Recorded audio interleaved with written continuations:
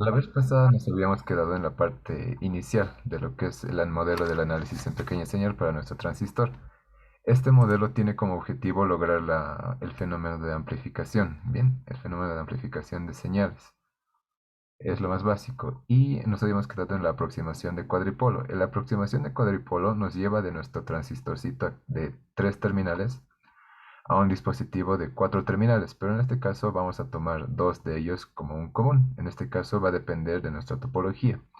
Bien, entonces les dejo de forma gráfica lo que es un cuadripolo. Es un sistema de cuatro terminales en los cuales lo que nos importa son las corrientes y voltajes de entrada y de salida. Bien, hay cuatro tipos de cuadripolos según estas cuatro combinaciones que se pueden lograr con las variables. Para nuestro interés vamos a utilizar el parámetro h. Bien, el parámetro h es un parámetro híbrido, lo vamos a ver un poquito más adelante.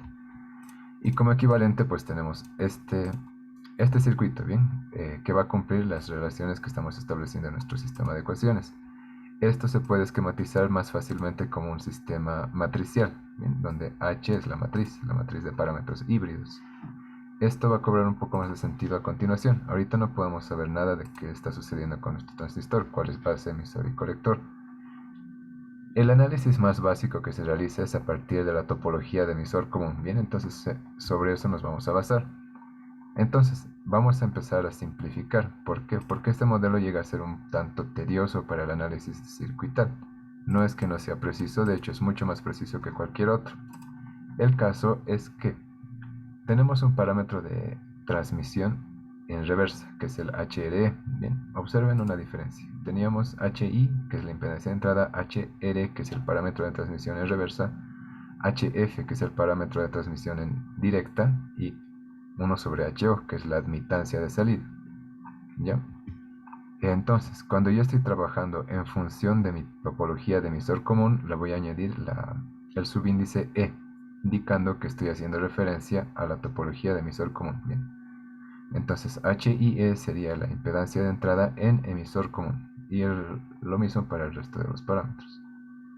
El caso es que al esquematizar nuestro transistor de esta forma, el parámetro HRE es demasiado pequeño, que es totalmente despreciable, es muy fácilmente despreciable. Bien, en tanto que el parámetro HOE llega a ser demasiado grande, que hasta se considera un circuito abierto. Por lo tanto, para efectos de simplificación podemos tomar este modelo equivalente, que únicamente va a constar de una impedancia de entrada y una fuente de corriente controlada. Bien, a partir de eso vamos a hacer entonces nuestras aproximaciones. No significa que en algún ejercicio no vayamos a tener que utilizar lo que es la admitancia de salida o el parámetro de transmisión en reversa. Eso va a ser muy raro de encontrar, pero no va a ser imposible. En tal caso nos tendrían que dar de forma explícita que utilicemos estos parámetros. Si no nos indican, caso contrario que nos indiquen que utilicemos HRE o HOE, simplemente nos regimos en el parámetro, en el modelo más simplificado. ¿Bien? La diferencia es muy pequeña y totalmente despreciable, por eso se realiza. Entonces, acá se realiza el reemplazo en la ecuación matricial con lo que son el subíndice E, ¿verdad? El subíndice E. Y los parámetros, ahora sí, según nuestros terminales del transistor, que había resultado que en la entrada tenemos la base y el emisor, y en la salida el colector y el emisor, siendo nuevamente el emisor común, nuestra base del análisis, la topología de emisor común. Bien, y al realizar la eliminación, la discriminación, la omisión de estos parámetros HRE y HOE, nos quedan sencillamente estas dos ecuaciones, que esquematiza muy bien lo que está sucediendo acá. Vamos a tener un parámetro de entrada, el voltaje base emisor. No se olviden la notación. Cuando yo tengo completamente tanto el parámetro como el subíndice en minúscula, estoy haciendo referencia únicamente al análisis en alterna. Entonces, el voltaje base emisor en alterna va a constar únicamente de la corriente de base, nuevamente únicamente en alterna por ser todo minúsculo, y multiplicado por la impedancia de entrada. Bien, este parámetro que enseguida vamos a ver cómo se saca. Y para la salida, la corriente de colector, nuevamente todo en alterna por ser minúscula, no es más que la corriente de base multiplicado por el parámetro HFE, de transmisión en directa, emisor común. Bien, entonces vamos al siguiente. De esta forma, entonces podemos establecer a partir de las tres distintas topologías que conocemos y que son posibles de realizar, ¿verdad? Emisor común, colector común y base común. ¿Cuál es la diferencia? En todos estamos realizando la misma aproximación, una impedancia de entrada y una fuente de corriente controlada. ¿Bien? La diferencia está está en la notación. Perdón. No dejen de notar que en cada topología, siendo emisor, colector, base común, van a ir cambiando los subíndices. Pero entonces, tanto las impedancias como los parámetros de constancia entre la fuente controlada son distintos entre cada topología. Y vamos a ver cómo se obtienen ahora sí. Acá está la tabla de resumen que veíamos antes y ahora sí. Para la topología de emisor común, ¿cómo puedo obtener y o aproximar mi impedancia de entrada, el HIE? Esto se va a obtener mediante la siguiente ecuación, que son constantes y donde entra el parámetro de corriente de trabajo. Bien, entonces va a depender de la polarización que yo haya escogido. Bt, que es el equivalente de voltaje, el equivalente térmico del voltaje, y beta, que es un parámetro propio de mi transistor. Entonces, este parámetro HIE no es más que función de mi corriente de trabajo, ¿ya? Mi corriente de colector en el punto Q, y el resto son constantes propios de mi transistor.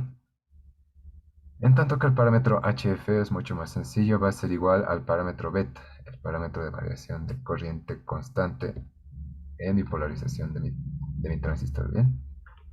Y para recordar, nuestro equivalente térmico de voltaje siempre va a ser 26 milivoltios cuando estamos a temperatura ambiente de 27 grados. Luego, ¿cómo vamos a migrar entre topologías? Dado el caso, yo puedo hacer el análisis siempre en emisor común, pero si se me solicita en el ejercicio, puedo hacer una transformación de parámetros, ¿bien? Ya sea desde emisor común hacia base común o desde emisor común hacia colector común. Entonces el emisor es la base para hacer las siguientes transformaciones, como se ve acá. Para pasar de los parámetros de emisor común a base común no hace falta más que esto. Esta es una relación bastante conocida, puesto que el primer análisis que hacíamos en directa era en base común. Por tanto, este era el parámetro de rendimiento, no sé si se acuerdan, alfa mejor dicho, alfa. Alfa era función de beta. Y bueno, la impedancia de entrada va a ser la impedancia de entrada en la topología de emisor común dividida beta veces. Bien. En tanto, para la topología de colector común, la ganancia de corriente es bastante similar a la de emisor común, en tanto que la impedancia de entrada es exactamente la misma. Bien, de esta forma se realiza la transformación de parámetros. Si yo quiero hacer un análisis muy básico, no básico, sino el más común que se realiza, el más básico que se hace es en emisor común. Pero si el ejercicio me indica que lo haga en parámetros de base común, ya sé cómo transformar mis parámetros desde HF hacia HFB, en el subíndice de E a B o de E a C, emisora colector. Luego, este no es el único modelo que vamos a ver y que existe. También existe el modelo aproximado de Giacoletto. Esto solo funciona para la topología de emisor común, por si acaso. Esto solo se aplica para la topología de emisor común. Este es un modelo completo de lo que es el parámetro, perdón, lo que es el modelo de Giacoletto. Bien, incluye una impedancia de entrada de la base, una resistencia pi, que sería el equivalente a nuestra impedancia de entrada, una resistencia mu, que nos relaciona los parámetros de entrada hacia los de salida, y una impedancia de salida. Bien, la, la mayor inclusión que se hace en este modelo son las capacidades de juntura, la capacitancia en la juntura colectora, Cmu, y la capacidad en la juntura emisora, Cpi. Bien, esto concierne al tema de respuesta en frecuencia, así que todavía no lo vamos a ver muy a fondo. Para efectos de este tema, podemos hacer la misma aproximación, eliminando los parámetros que relacionan entrada-salida, Rmu y Cmu, y LBB lo aproximamos a 0 y la capacidad simplemente lo eliminamos, quedándonos lo siguiente: una resistencia Rpi, otra fuente de corriente controlada, esta vez regida por un parámetro de transconductancia Gm y por el parámetro de voltaje de caída sobre la base y el emisor. Bien, es bastante similar en este caso al de parámetros H, solo que nuestra fuente controlada ya no es función de la corriente, sino de la base, perdón, del voltaje en la entrada. Bien. Y también contamos con una impedancia de salida. Acá tenemos la forma de aproximarnos a partir de nuestros parámetros H. La impedancia de entrada E de pi, como les decía, es igual al parámetro H de impedancia de entrada. El parámetro de transconductancia no es más que beta veces, o sea, HFE, dividido entre el parámetro E de pi. Y esto lo podemos aproximar mediante,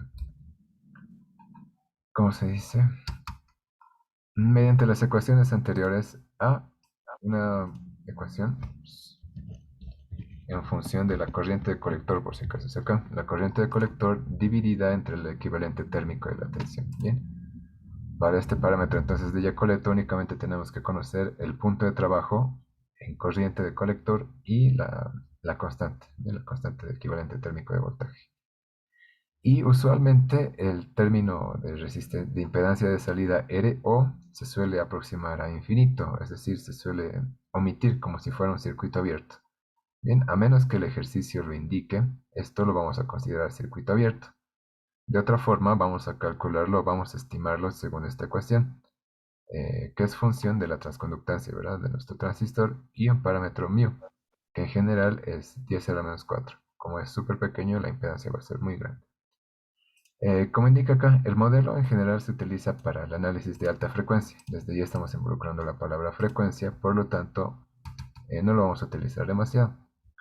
Y otra recomendación, cuando se utiliza este modelo, cuando no se tiene un capacitor en el emisor. Bien, bien, continuamos. Para este apartado también se está incluyendo lo que es la recta de carga en AC. Previamente, en las clases de polarización, lo único que habíamos visto es la polarización, perdón, la recta de carga DC. A esto también se le conoce como recta de carga estática. Ahora se introduce la recta de carga en alterna o recta de carga dinámica. Su pendiente siempre va a ser mayor a la recta de carga en directa. Bien, ¿cómo nos indica esto?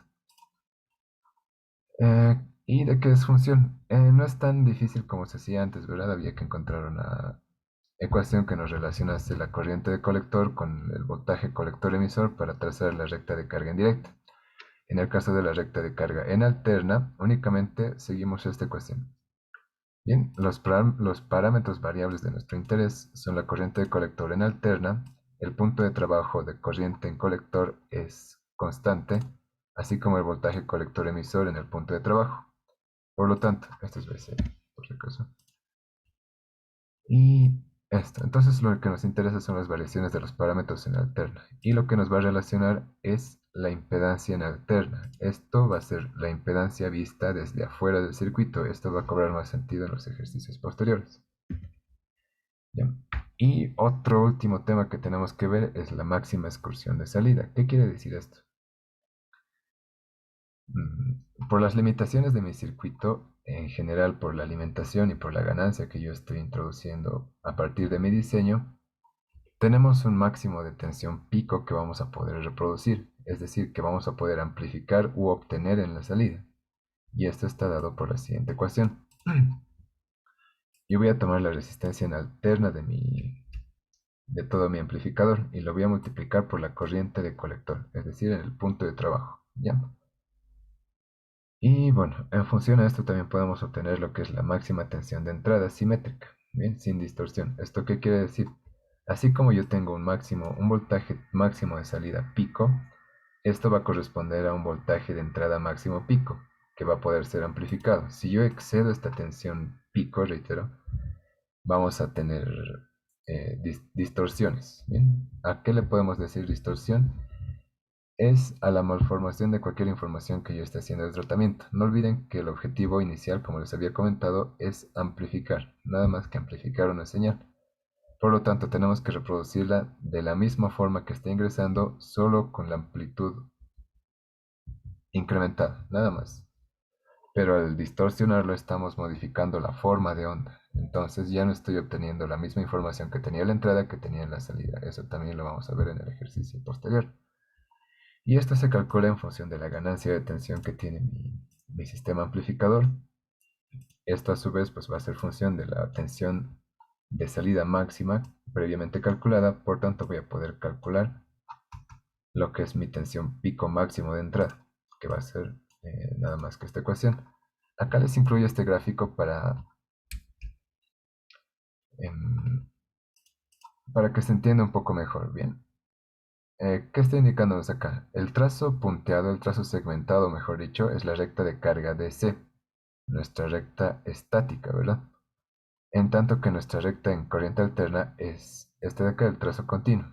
Entonces, sobre esta recta de carga en alterna es donde se va a ir desplazando nuestro punto de operación siempre que introduzcamos una señal alterna. El parámetro de entrada, no dejen de notar, es la corriente de base.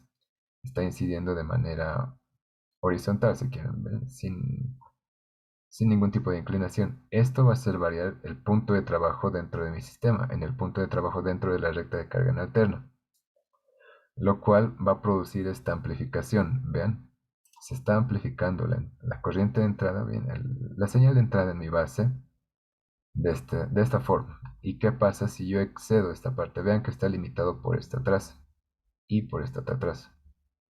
Si mi corriente, si mi valor de señal de entrada es lo suficientemente grande para exceder los límites de mi recta de carga en alterna, llegamos a tener distorsión. Esto se va a ver mejor ejemplificado en el ejercicio, reitero. Pero para que se vea de forma gráfica cómo se puede llegar a distorsionar nuestra señal en la salida. Por eso hay que tener muy en cuenta el cálculo de esta excursión máxima de salida.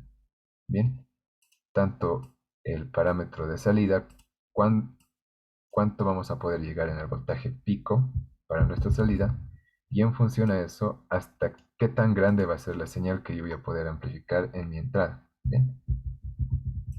Eh, ¿Hasta aquí hay alguna pregunta? ¿Queda claro? ¿O es abstracto, confuso?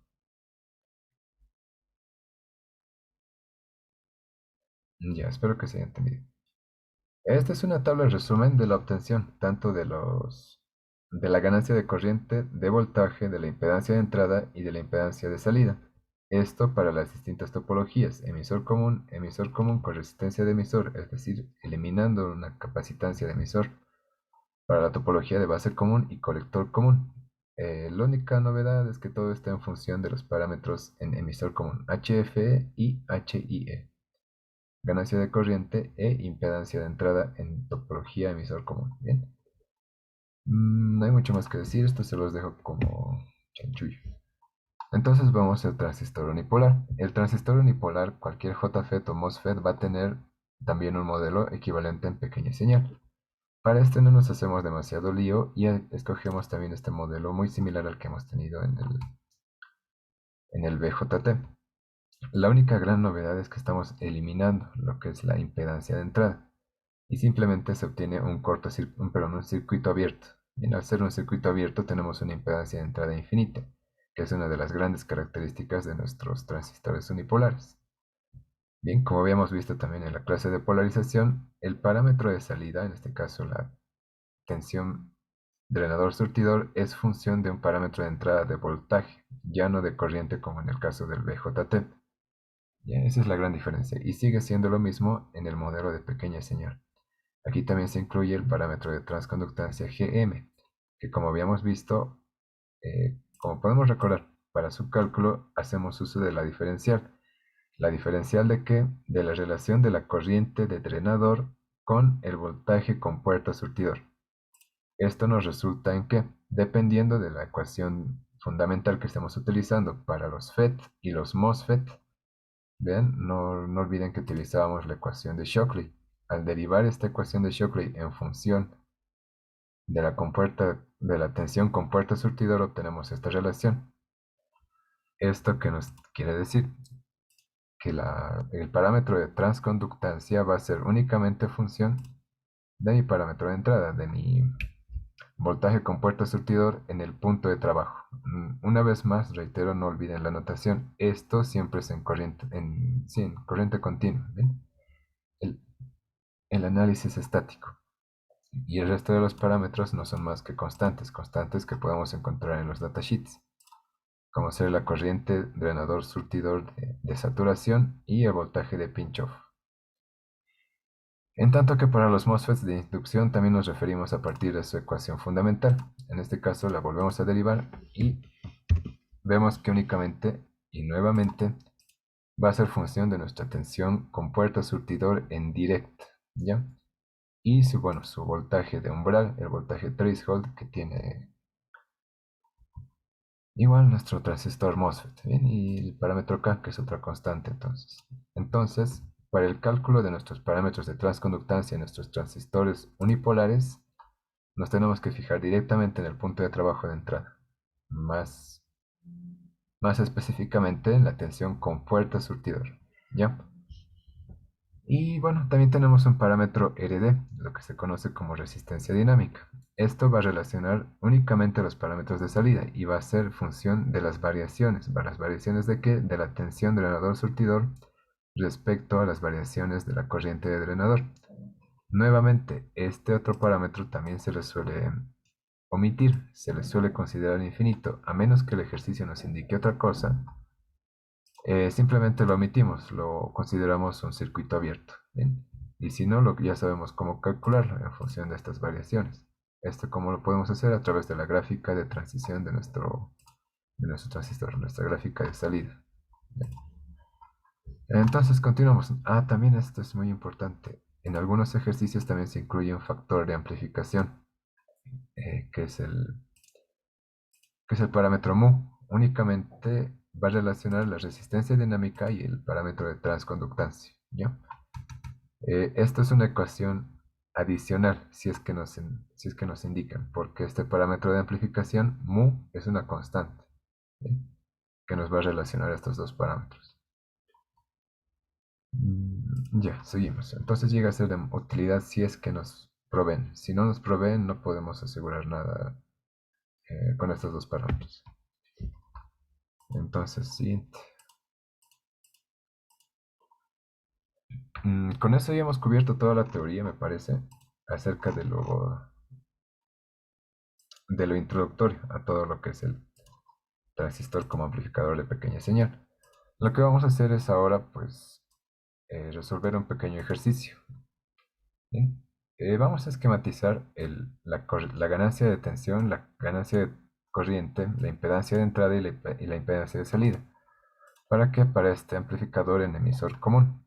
Ya sabemos cómo se dice que es emisor común cuando la información ingresa por la base, observen, ingresa por la base y se recolecta a través del colector. Decimos que se recolecta porque está conectada a la resistencia de carga, ¿bien? La resistencia de carga me indica que vamos a tener una caída de tensión, que vamos a tratar de recuperar esta información ya amplificada sobre esta resistencia. No es nada más que eso. Por tanto, tenemos el terminal de emisor común a la malla de entrada y a la malla de salida. Este, por si acaso, es un amplificador con capacitor de emisor. Por tanto, para aclarar las relaciones que teníamos acá, cuando dice emisor común con resistencia de emisor, únicamente tenemos la resistencia de emisor, como dice, y estamos omitiendo este capacitor. Ya esto para el análisis en pequeña señal es muy importante. Entonces el procedimiento que se realiza es el siguiente. Como siempre, vamos a empezar con el análisis en directo.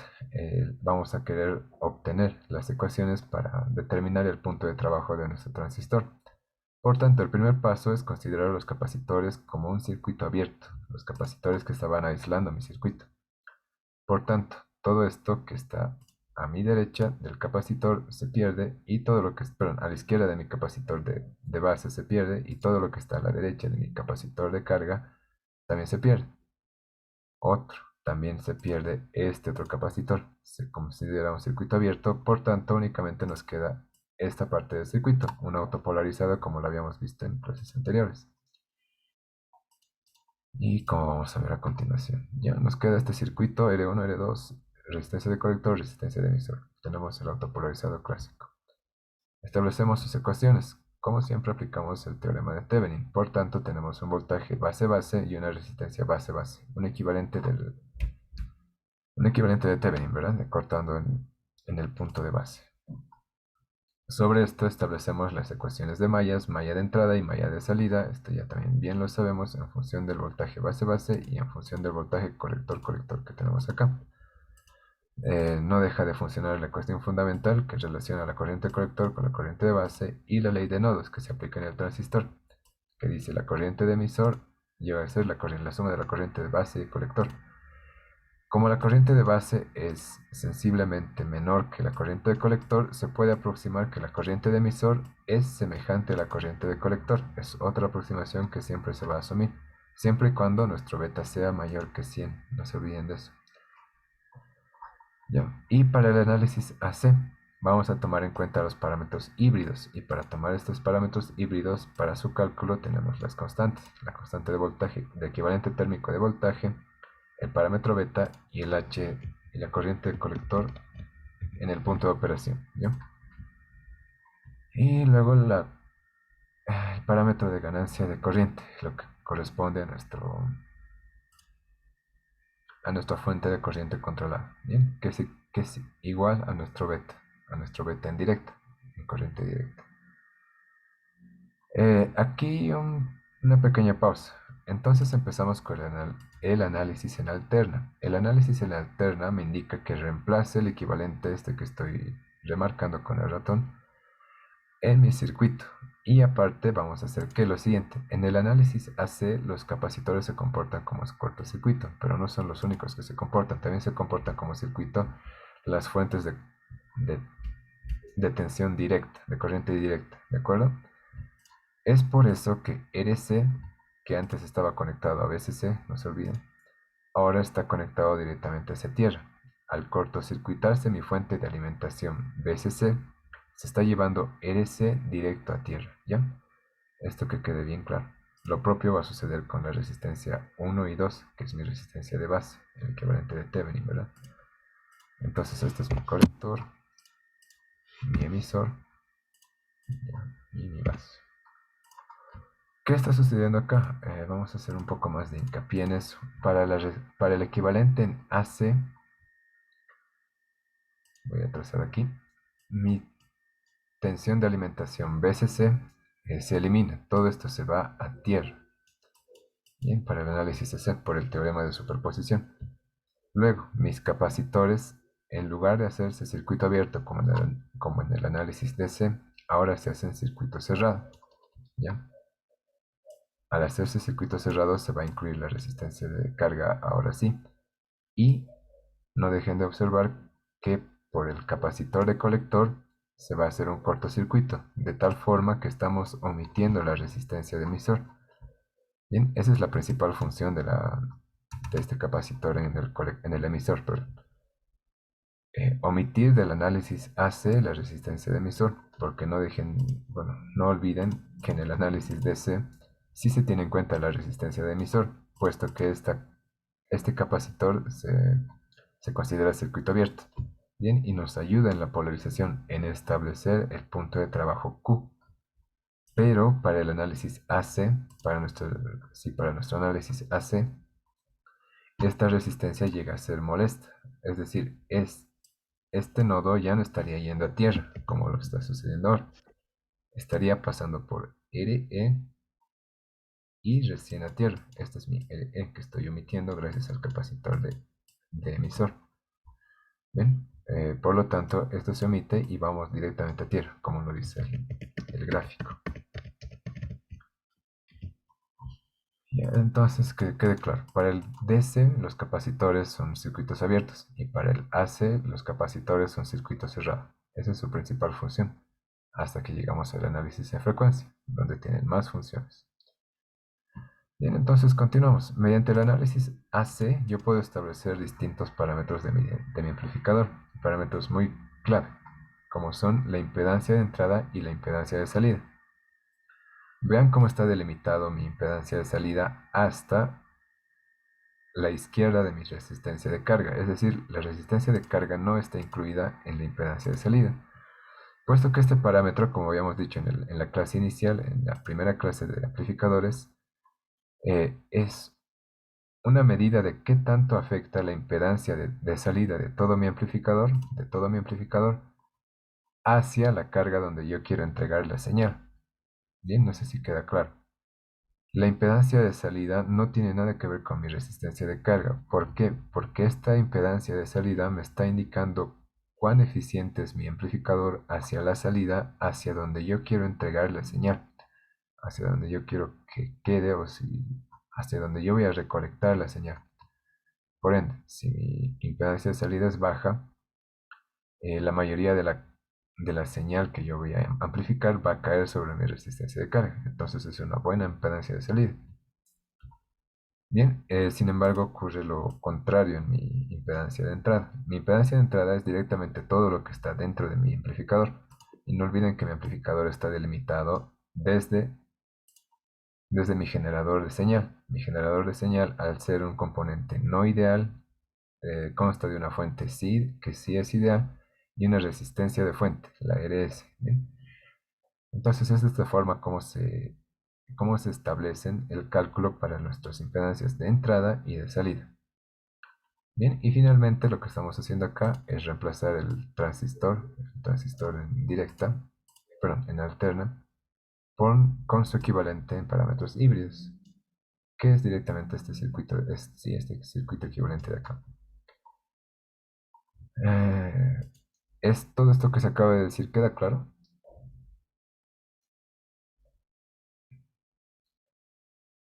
Ya me imagino que sí. Entonces, no olvidar eso.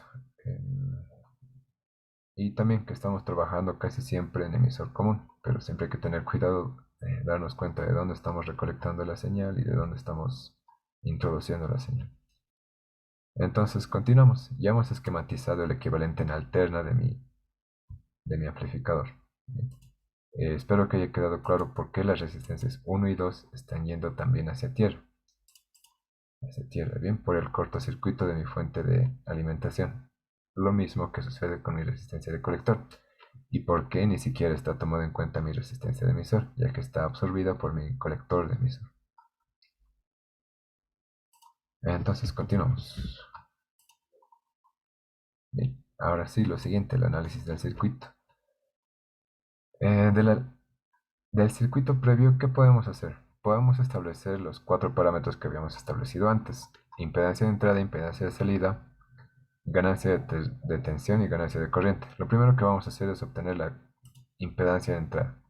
La impedancia de entradas lo vamos a ver como, por definición, el voltaje de entrada dividido entre la corriente de entrada. Entonces, simple y sencillamente hallamos una relación entre estos. Bien, aquí también entra mucho lo que es el tema de la generación de las ecuaciones.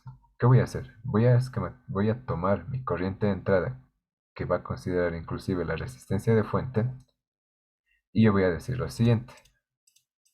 La corriente de entrada no es nada más que la diferencia de tensión entre ¿qué?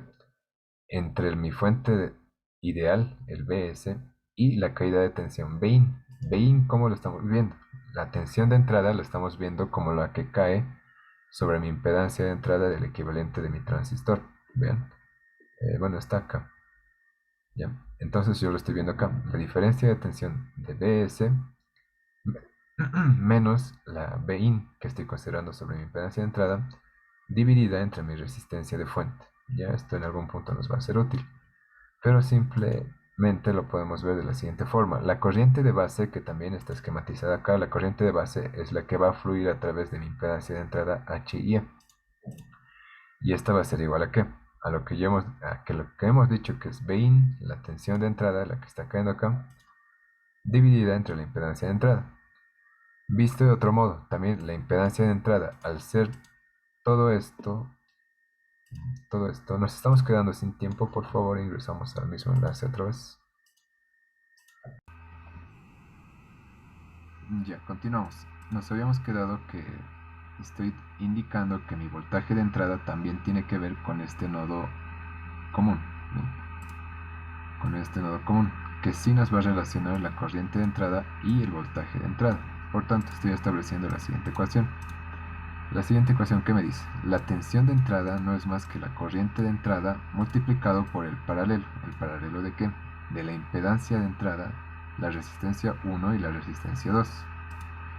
Por tanto, habíamos visto que la resistencia 1 y en paralelo con la resistencia 2 es mi equivalente de Thevenin de la resistencia base-base. Bien, esto queda claro, ¿verdad? Estoy tomando esta corriente y el equivalente resistivo en paralelo de R1, R2 y la impedancia de entrada. De esta forma estoy diciendo que mi voltaje Vin, esto lo voy a borrar, que mi voltaje Vin es función de mi corriente de entrada y el equivalente resistivo de todo este nodo. ¿Ya?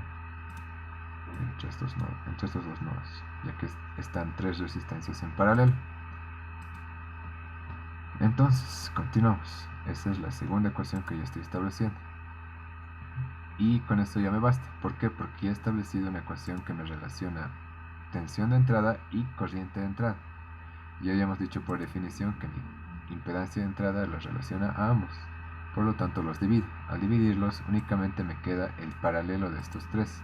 Impedancia de entrada, resistencia 1 y resistencia 2. Por lo tanto puedo decir que mi impedancia de entrada no es más que la impedancia de entrada del parámetro H y el equivalente resistivo de la base del modelo de Thevenin.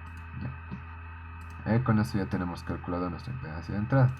Para calcular la ganancia de tensión, ¿qué vamos a hacer? Tenemos en cuenta, tengo que establecer ahora mi tensión de salida. Al hacer la definición de mi tensión de salida es muy importante tener en cuenta la dirección de la corriente de mi fuente de corriente controlada, ¿ya? Está en este sentido, por lo tanto, idealmente mi tensión está cayendo de esta forma, ¿ven? ¿Y qué sucede acá? Tengo una corriente que tiene este valor y dos resistencias en paralelo, bueno, tres, incluida la RL, ¿verdad?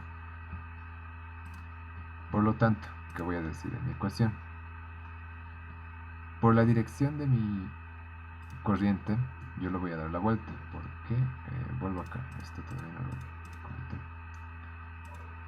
Mi tensión de salida siempre va a tener que tener esta polarización, esta dirección de corriente y de tensión, ¿bien? Pero por la dirección de mi corriente de fuente controlada, estamos haciéndolo de esta otra forma, de manera inversa. Por lo tanto, yo voy a invertir el signo de mi fuente de corriente para que vaya en este sentido. ¿Para qué? Para que vaya acorde a mi tensión de salida que estoy tratando de calcular. Por ende, ahora sí, mi ecuación de salida es tensión de salida es igual a menos el equivalente de mi fuente de corriente controlada HFE por la corriente de base. Esto es importante, que está en función de la corriente de base, y el paralelo de mis tres resistencias, la de colector, la de impedancia de salida, ¿ok? Para este ejercicio estamos tomando en cuenta, ya que es puramente sin números, todo de forma característica, y la resistencia de carga, que tampoco tenemos datos, solo lo tenemos de forma algebraica, RL. ¿Ya? Entonces, ¿qué tengo? Mi primera ecuación establecida, estoy colocando mi tensión de salida en función únicamente de mi corriente de entrada, la corriente de base. Y luego, ¿qué habíamos dicho que es mi corriente de entrada? En la ecuación anterior habíamos dicho que la corriente de entrada no es más que la tensión Vin, que está esquematizada acá, por cierto, dividida entre la impedancia de entrada. Bien, entre la impedancia de entrada H y E, como estamos viendo acá. ¿Qué puedo hacer? Reemplazo, ya que esta es una variable vista desde el punto de salida, desde el punto de vista de salida, y esta es la misma variable pero vista desde el punto de vista de entrada. Yo lo reemplazo en mi ecuación de salida encontrada y tenemos la siguiente relación. El voltaje de salida no es más que toda esta ecuación de constantes, ya una vez reemplazado esta ecuación en esta ecuación, y multiplicado por el voltaje de entrada, como habíamos dicho, que relaciona el parámetro de corriente de base, ¿ya? Y este voltaje de entrada yo lo paso a dividir, y de forma tal que por definición la ganancia de tensión es igual a la división del voltaje de entrada. Lo voy a añadir ahorita, no se entiende. Ya es igual a qué? Al voltaje de entrada, perdón, al voltaje de salida sobre el voltaje de entrada. Ya para que se entienda un poco mejor. Y no es más que el reemplazar, ya todo esto es constante en mi ecuación de salida. El HFE, que no es más que el beta, la resistencia de colector, que va a ser dato o voy a tener que calcular, el HOE, que en general no se toma en cuenta, pero para esta ecuación sí, la impedancia de salida, que siempre es dato, y la impedancia de entrada. De esta forma ya tengo cómo calcular mi ganancia de tensión en mi circuito amplificador. Bien, esta es una ecuación muy importante. Entonces, continuamos. ¿Qué vamos a hacer ahora? Calcular la ganancia de corriente. Para el cálculo de la ganancia de corriente nos regimos a un artificio. Bien, a una forma de ver las cosas. ¿Sí? ¿Qué estoy haciendo en este circuito equivalente? Tengo una corriente de entrada que va a caer en una impedancia de entrada, va a ser el HIE, que va a relacionar directamente hacia una fuente de corriente controlada en función de mi corriente de entrada y una impedancia de salida. Esto va a caer sobre una impedancia de carga en la salida. Lo que quiero yo relacionar en mi ganancia de corriente es esta corriente de entrada hacia esta corriente de salida. Bien, ese es mi objetivo. Entonces, ¿cómo yo lo hago? Yo lo hago a partir de mi ganancia de tensión. Entonces, como habíamos dicho antes, la ganancia de tensión es la tensión de salida dividida entre la tensión de entrada. Pero, ¿qué vemos que es la tensión de salida? Aquí entra nuestro equivalente que estamos utilizando ahora. No es más que la corriente de salida, esta corriente de salida multiplicado por la impedancia de carga. Bien, impedancia de carga multiplicado por corriente de salida. En tanto que mi voltaje, que mi voltaje de entrada es la impedancia de entrada, esta impedancia de entrada, multiplicada por esta corriente de entrada, de tal forma que ya tengo en esta parte de mi división la ganancia de corriente, que va a estar en función de mi impedancia de carga y mi impedancia de salida. Reordenando mi ecuación voy a obtener esta relación, que me indica que mi ganancia de corriente va a ser función de mi ganancia de tensión, donde se involucra la impedancia de entrada y la impedancia de carga, que es mi RL al final. ¿Qué sucede acá? ¿Qué sucede en esta ecuación? Pues ya habíamos calculado la impedancia de entrada, la impedancia de carga o RL ya es conocida y a su vez la ganancia de voltaje también es conocida porque la calculé en el inciso anterior, en el punto anterior. Está acá. Por tanto, la impedancia de corriente no es nada más que todo esto. Ya al reemplazar las ecuaciones, donde todo se supone que es dato. Ya. Listo, todo es dato. Entonces continuamos. Lo último que nos toca calcular es la impedancia de salida. La impedancia de salida va a ser un poquito más molestoso de calcular. ¿Qué sucede? Al querer obtener la impedancia de salida no se lo puede realizar de forma directa, para lo cual aquí sí vamos a tener que hacer uso de un artificio, de una maña se puede decir, que sigue la siguiente regla. Las fuentes independientes se anulan, es decir, la fuente de señal se anula. Recuerden que aquí tenía mi mi fuente ideal, ¿ya? De alterna. Esto se va a anular. Luego, no tiene sentido calcular la impedancia de salida con la resistencia de carga. Bien, esto es lo que decíamos al inicio. Para calcular la impedancia de salida, no se va a tomar en cuenta la resistencia de carga. Eso es muy importante. ¿Por qué? Porque vamos a ver de qué forma incide esta impedancia de salida directamente sin mi impedancia de carga. ¿Ya? Y luego, la parte más importante, la inclusión de una fuente de corriente de prueba. ¿Ya? A veces se le dice como IX, a veces como IP, corriente de prueba. ¿Esto qué va a suceder? Yo estoy inyectando en la salida, estoy omitiendo mi resistencia de carga. ¿Ya? Aquí debería estar mi resistencia RL. Yo lo estoy omitiendo y lo estoy reemplazando por una fuente de corriente. ¿Ya? Una fuente de corriente mmm, ficticia. No existe. Es un mero truco que estoy utilizando. ¿Pero qué? Yo estoy asumiendo que está introduciendo una corriente IX. Por tanto, estamos obteniendo una caída de tensión Bx. Y es en base a eso que vamos a obtener nuestra impedancia de salida, la diferencia, pero el cociente entre estos dos, por la ley de Ohm, obviamente. ¿Y cómo se ve esto?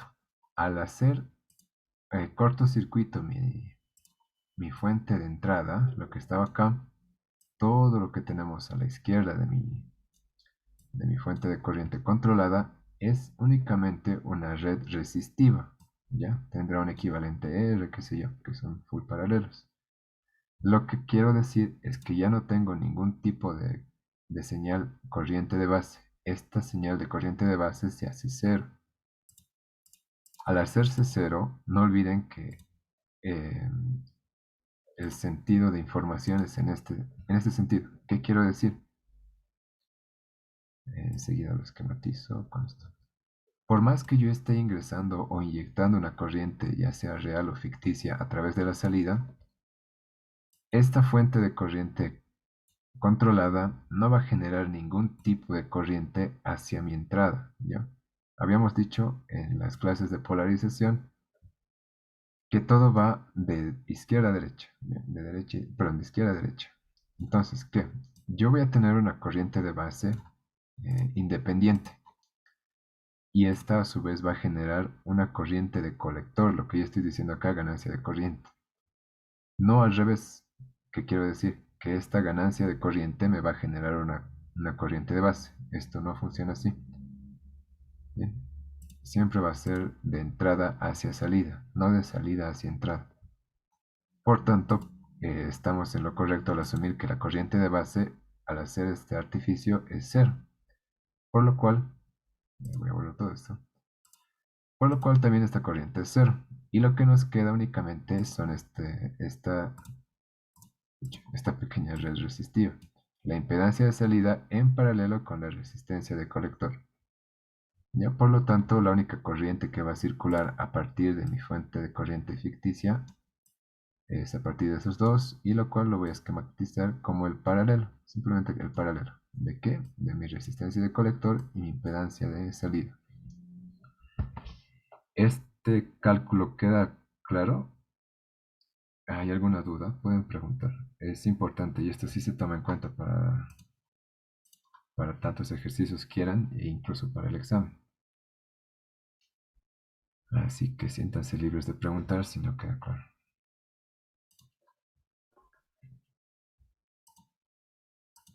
Bien, perfecto. Entonces continuamos. Con esto ya hemos concluido el cálculo de los parámetros que me interesan, ¿ya? ¿Qué parámetros hemos calculado? Impedancia de entrada y salida, ganancia de corriente y ganancia de voltaje. Ahora sí vamos a ver a un ejemplo práctico de resolución. Tanto en el preinforme como en la guía de práctica no hay algún ejercicio que cubra todo lo que se necesita. Por lo tanto, he optado por realizar un ejercicio que lo cubra todo. ¿Bien?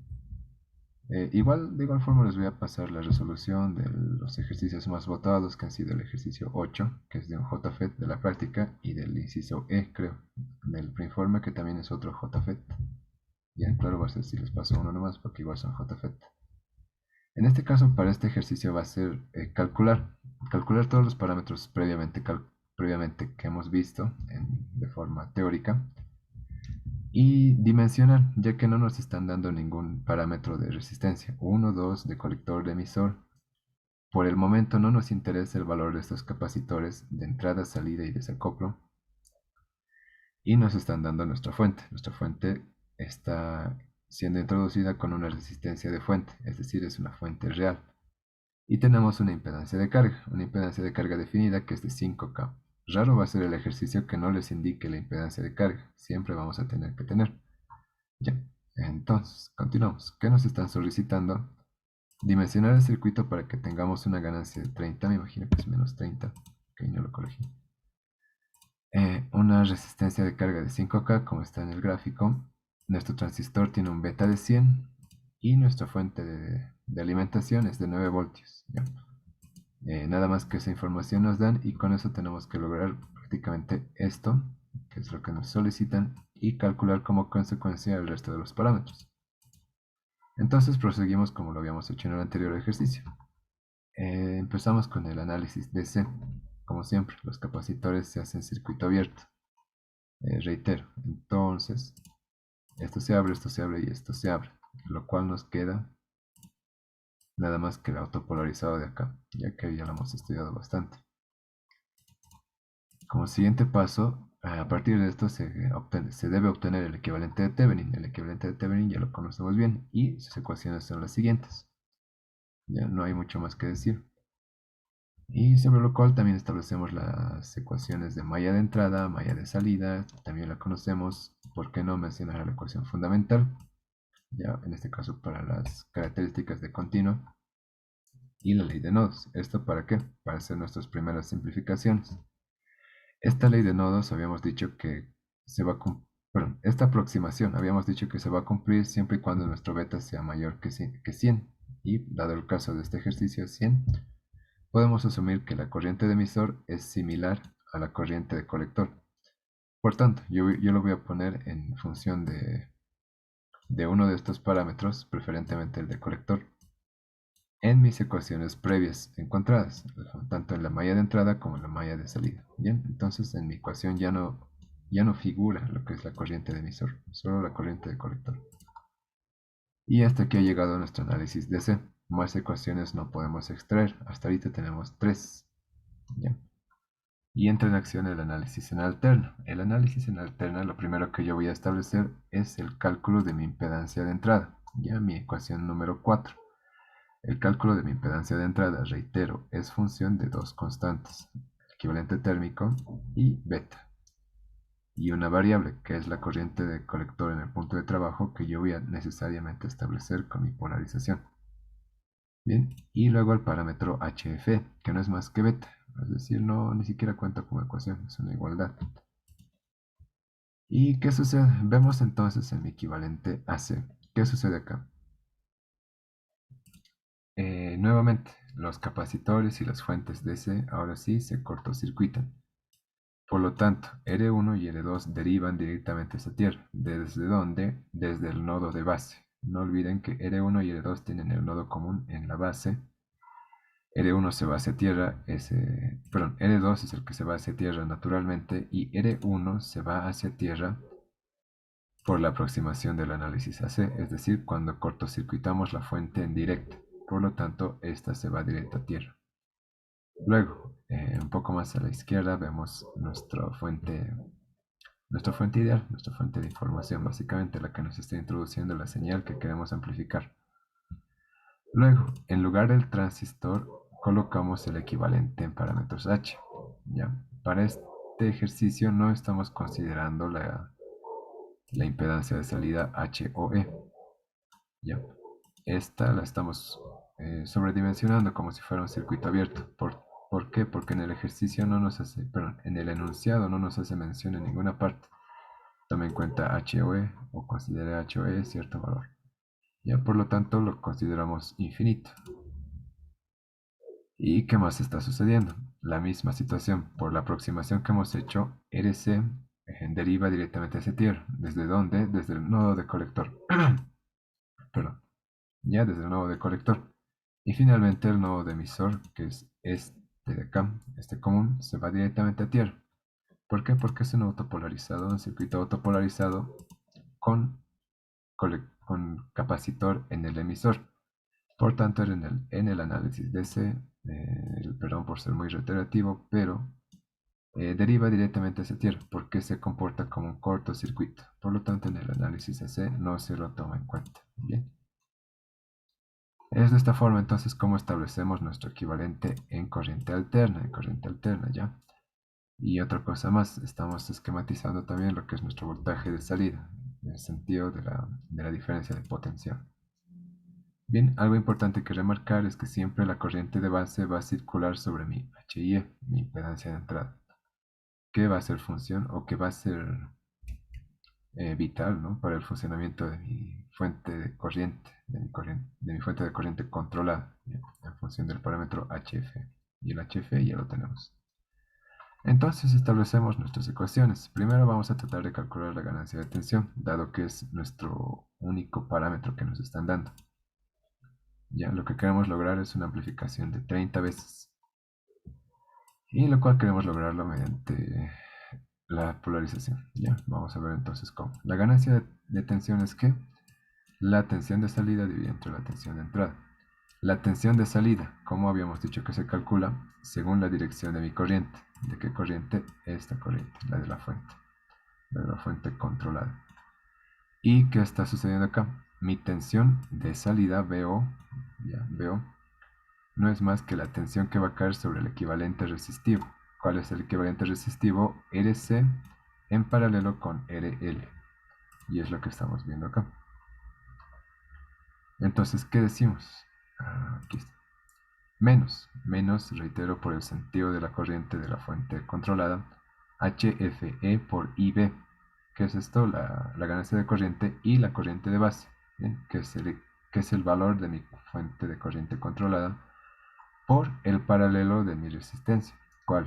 El equivalente resistivo que habíamos visto antes, entre la resistencia de colector y la resistencia de carga. Bien, así es como yo establezco otra ecuación y también digo, mi voltaje de entrada. ¿Qué va a ser mi voltaje de entrada? Vuelvo a mi circuito. Mi voltaje de entrada es el que cae entre este nodo, todo este nodo y este otro nodo. Bien, aquí es donde yo digo que está mi voltaje de entrada. Bien, y simple y sencillamente yo me puedo fijar en esta resistencia. ¿Por qué? Porque habíamos dicho que únicamente la corriente de base va a circular sobre mi HIE, mi impedancia de entrada.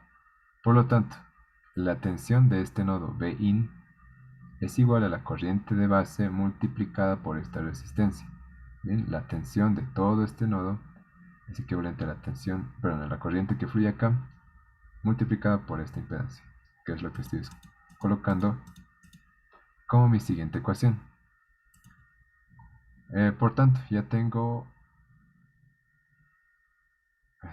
ahora sí, ya tengo mi voltaje de salida en función de la corriente de base y mi voltaje de entrada en función de la corriente de base también. Los puedo colocar en la ecuación de ganancia de tensión. ¿Y qué va a suceder? Pues se van a simplificar la corriente de base. Ya lo que me está relacionando, reitero, me relaciona la malla de entrada con la malla de salida.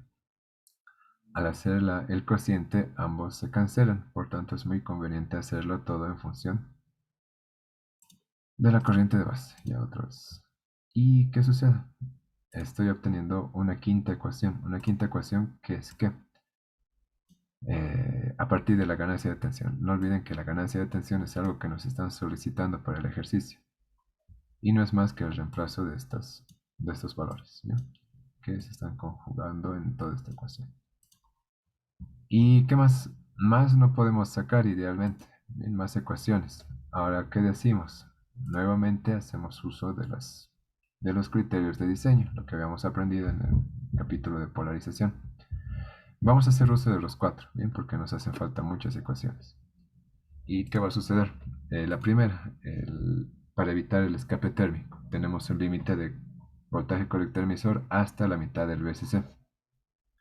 Ese es el primero. Luego, para cuestiones de estabilidad, tenemos las tres. Bien, donde nos dice el 10% del VCC va a caer sobre la resistencia de emisor, por ende el 40% del VCC va a caer en mi resistencia de colector. No es más que eso. Y la última correspondencia. Beta veces la resistencia de emisor es igual a 10 veces la resistencia, el equivalente de Thevenin, la resistencia de base, ¿ya? Y a partir de eso entonces empiezo a hacer, allá puedo resolver mis ecuaciones, porque ya me alcanzan tanto las incógnitas como las variables, perdón, las incógnitas como las ecuaciones. Lo primero que voy a ocupar es obtener la resistencia de colector. Para esto voy a reemplazar la ecuación 4. La ecuación 4 me relacionaba la impedancia de entrada. La impedancia de entrada. En 5 habíamos colocado mi ganancia de tensión. Bien, mi ganancia de tensión que es dato del enunciado. Esto los conjugo en una ecuación y ¿qué me resulta? Me resulta la resistencia de colector, que es lo que quiero encontrar. La corriente de colector en el punto de trabajo, que no lo tengo tampoco. El equivalente térmico, que es una constante, esto sigue siendo mi misma incógnita, solo que está en el denominador, y la resistencia de carga, que sí es dato, ¿ya? Para este caso. Estos sí son datos. ¿Y qué más? Voy a introducir entonces, ahora sí, la ecuación, perdón, el criterio de diseño del 40% de BCC. Esto en lo que acabo de encontrar. ¿Y qué me va a resultar? La resistencia de colector va a ser el 40% de BCC, ¿ya? Y lo que voy a hacer es multiplicar. Lo que me resulta que la corriente de colector es todo esto que voy a rayar ahorita. La corriente de colector, entonces queda esto así, ¿ya? Al despejar la corriente de colector. Y finalmente, bueno, restándole también la resistencia de carga. De tal forma que en esta última ecuación que acabo de encontrar, ya todo es dato. BCC me da el enunciado, RL es de enunciado casi siempre. Y esta es una constante. Por lo tanto, ya puedo decir cuál es mi resistencia de colector al reemplazar estos datos, que había sido aproximadamente 18K, 18 kiloohmios, ¿ya? Con esto ya tengo mi primer valor. ¿Qué más? Entonces, voy a establecer mi corriente de colector. ¿Ya? Nuevamente voy a volcar el valor de RC que acabo de calcular en mi ecuación 7. Mi ecuación 7 que es el criterio del 40% de BCC. Por tanto, BCC es dato, RC lo acabo de calcular y me resulta en una corriente de colector de 199 microamperes, ¿ya? Lo que resulta en 0,199 miliamperes. Esto último lo puedo reemplazar en el 8. En el 8, ¿qué ecuación era? El 10% del BCC. ¿Esto para qué? Para saber qué resistencia voy a utilizar para que caiga el 10% de BCC sobre mi resistencia de emisor. Bien, nuevamente, la corriente de colector ya es dato y la BCC pues también es dato del enunciado, resultando en una impedancia perdón, en una resistencia de emisor de 4,5K. Y finalmente la resistencia de base, el equivalente resistivo. Esto lo hacemos a partir del 10% de la resistencia de base, ya el último criterio de diseño que hemos introducido. La resistencia de emisor lo acabamos de calcular, por ende tenemos el equivalente de la resistencia de base de Thevenin, como lo habíamos visto. Bien, esto lo podemos volcar en mi ecuación de malla de entrada, y resultando, ¿qué va a resultar? RBB lo acabo de calcular, la corriente de base lo puedo calcular directamente desde mi corriente de colector. Bien, la corriente de base a partir de la corriente de colector, que va a ser la corriente de colector es igual a beta veces, ecuación fundamental, ¿ya? La corriente de base, como lo vamos a ver a continuación. Luego, el voltaje base emisor. Siempre vamos a tomar en cuenta que mi transistor está encendido. Y como no nos indica lo contrario, voy a asumir que mi transistor es de silicio. Por lo tanto, este es dato, es una constante. Luego, el RE lo acabamos de calcular, la resistencia de emisor, y la corriente de colector también ya la tenemos. Reemplazando. Acá lo que les decía, la corriente de colector, acá despejando la corriente de base, es la corriente de colector dividido entre beta. Esa es mi corriente de base. Ya todo esto es mi corriente de base.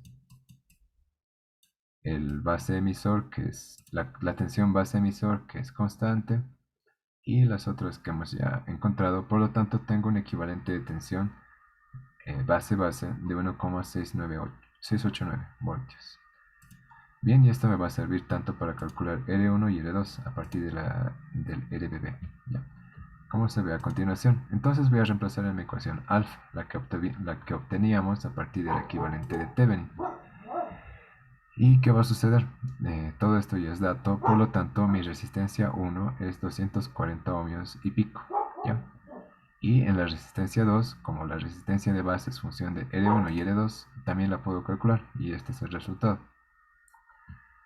Finalmente, no he llegado a tomar en cuenta este último criterio de diseño y la pregunta es, ¿se cumple esto? Cualquiera de los participantes puede decir. ¿Se va a cumplir si, a pesar de que no lo he tomado en cuenta para mis ecuaciones? Si sí o si no, ¿por qué sí, por qué no?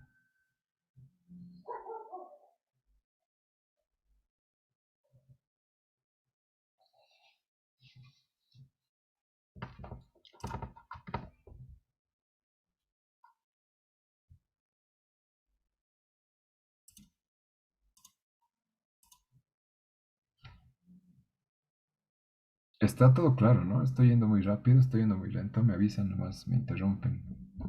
No hay ningún problema. Ahora estamos en esta cuestión. ¿Se va a cumplir esto?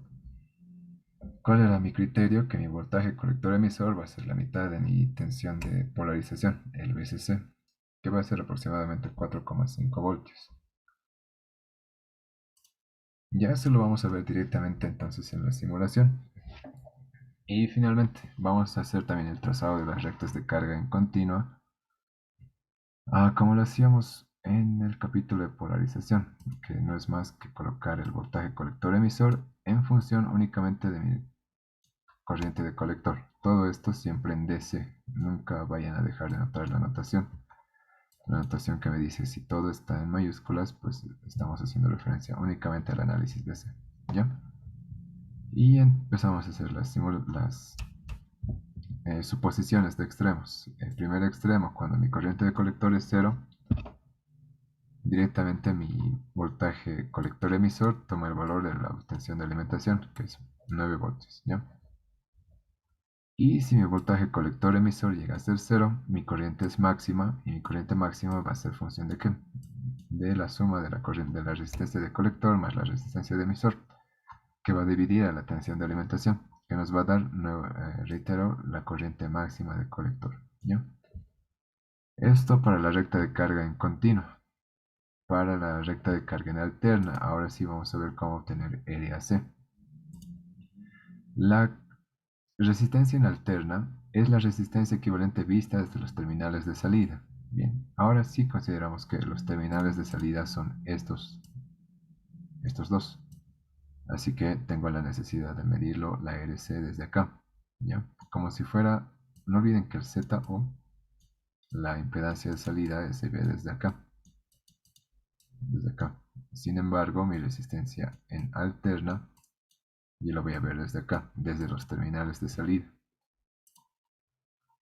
Por tanto, hacemos el mismo truco que hemos hecho para la impedancia de salida. Anulamos la fuente de información, la fuente de señal de entrada. Por tanto, todo esto se convierte en una red resistiva, puramente resistiva. Mi corriente de base es cero, por lo tanto, bueno, en consecuencia, esta corriente también es cero. Y lo único que nos queda es el paralelo de estas dos resistencias. Por lo tanto, mi resistencia en alterna es el paralelo de la resistencia de colector con la resistencia de carga, que no tenemos acá. Y bueno, reemplazamos en nuestra ecuación, que es lo único que teníamos que determinar, la resistencia en alterna, dado que la corriente de carga en directa ya la hemos calculado previamente, que es nuestro punto de trabajo. Ojo con eso. Bien, entonces, ¿qué tenemos? Hacemos las mismas simulaciones de caso extremo. Para una corriente cero vamos a tener una tensión colector emisor máxima, pero en este caso siempre vamos a regirnos con esta ecuación. Por lo tanto, ¿qué voy a tener? La siguiente expresión, que es función de mi corriente de polarización y mi voltaje colector emisor de polarización. Por lo tanto, voy a tener este punto máximo. Y lo propio para la obtención de la corriente máxima. ¿Qué va a suceder? Cuando mi voltaje colector emisor en alterna es cero, mi corriente de colector, aquí hay un pequeño error, este es minúsculo. Ya. Mi corriente de colector en alterna va a ser función de estos parámetros. ¿De qué? Del punto de trabajo del voltaje colector emisor dividido entre mi resistencia de alterna y en suma de mi corriente de colector en el punto de trabajo, y me brinda este valor de corriente máxima en alterna, reitero.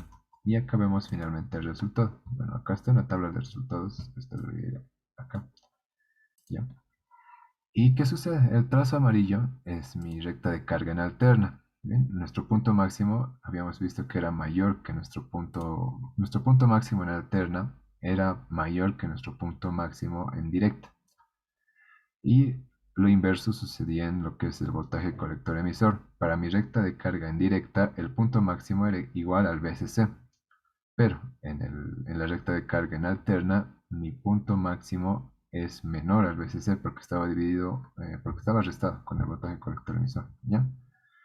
Y siempre se va a cumplir esto, que la, que la pendiente, que la pendiente de mi recta de carga en alterna es mayor a la pendiente de mi recta de carga en directa. Y también lo último es que siempre se van a intersectar en el punto de trabajo. ya en el punto de trabajo. Y simple y sencillamente eso. Bueno, acá como adelanto, ¿no? Sí se va a cumplir lo que es el VCC, perdón, el voltaje colector emisor, la mitad del VCC. Por lo siguiente, para nuestras ecuaciones estamos tomando en cuenta 7 y 8, 40% del VCC y el 10% del VCC. Ya, 40 y 10%. Por lo tanto, el resto necesariamente tiene que caer en mi voltaje colector emisor. Habíamos dicho que es que cualquiera de esas tres, si tomo cualquiera de esas dos, en consecuencia va a aparecer la tercera. ¿Bien? Entonces sí se cumple. Bien, y se va a ver reflejado en la simulación, me imagino. Lo último es el cálculo de la tensión de salida sin distorsión, ¿bien? Que hacemos uso de nuestras ecuaciones. Y a lo sumo vamos a poder tener un voltaje pico de 0,77 volts, es decir, 770 milivolts. No importa cuán grande sea mi señal de entrada, lo máximo que yo voy a poder amplificar es eso, sin introducir distorsión. Si yo quiero amplificar algo mayor a eso, ya no vamos a tener la misma señal de entrada. Y lo que me interesa ahora entonces es la máxima tensión de entrada sin que se distorsione. Esto lo calculamos como lo habíamos visto en la ecuación y nos da un resultado de una amplitud de un pico máximo de 26 milivolts. Ya, esto para la señal de entrada es muy importante. ¿Qué señal yo le voy a introducir a mi amplificador? Pues como máximo va a ser 26 milivolts. Ya, y el cálculo de las impedancias de entrada. Esto más que nada es reemplazando en las fórmulas que hemos encontrado en nuestro ejercicio anterior. Bien, entonces tenemos estos equivalentes de impedancia de entrada de 9,6K. La impedancia de salida va a ser equivalente a la resistencia de colector y la ganancia de corriente pues va a ser 61 aproximadamente. Y esto lo podemos ver reflejado en una simulación. Entonces, vamos a ello.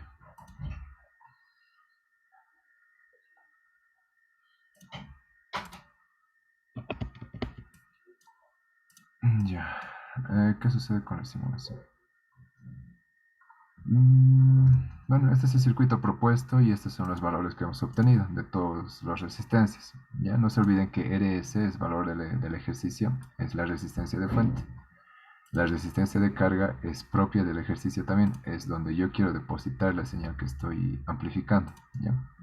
Y todo lo que me importa está dentro del amplificador, que el amplificador está constituido por todo esto. Entonces, hacemos correr. Y lo primero que vamos a ver es la corriente de colector, 0,19 miliamperes, ¿no? Según nuestro ejercicio teníamos que esperar a 0,199 miliamperes, o sea que estamos muy próximos a esto. Si lo quiero ver en mayor definición, le rebajo la escala. Bien, entonces tenemos 191. Hay una variación de 8 microamperes, bastante pequeño, totalmente despreciable. Luego lo que decíamos, tenemos también el otro punto de polarización, el voltaje colector emisor. Nos estamos quedando sin tiempo nuevamente, por favor, entramos otra vez al mismo enlace para la última parte.